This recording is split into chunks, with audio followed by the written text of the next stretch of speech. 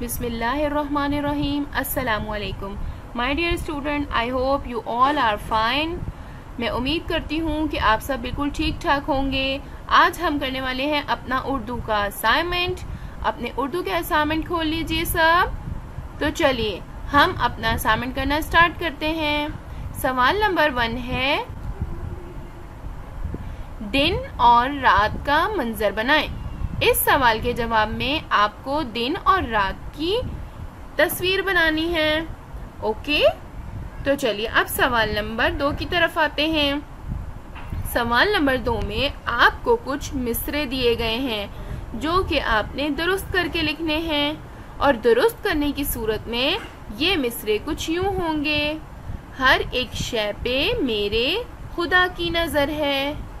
और दूसरा मिसरा जब आप ठीक करके लिखेंगे, दुरुस्त सूरत में लिखेंगे, तो वो कुछ यूं होगा, वो सब कुछ भला और बुरा देखता है। ओके, तो चलिए अब हम अपने मिसरा नंबर 3 की तरफ आते हैं। अगर हम इसको दुरुस्त सूरत में लिखें तो ये यूं बन जाएगा, खुदा देखता है, खुदा देखता है।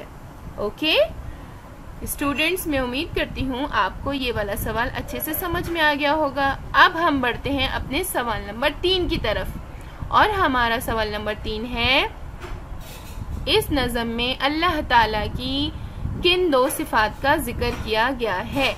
इस नज़म में अल्लाह ताला की जो 2 सिफात का जिक्र किया गया है वो है रहमान और रहीम।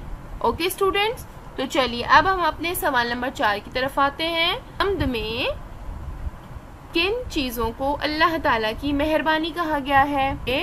हम्द में फूल, फल, दिन, सूरज, रात, आग और मिट्टी को अल्लाह की मेहरबानी कहा गया है।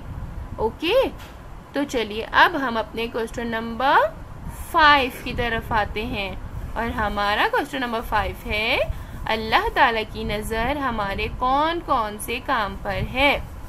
इसके जवाब में आप लिखेंगे, अल्लाह ताला की नज़र हर अच्छे और बुरे काम पर है।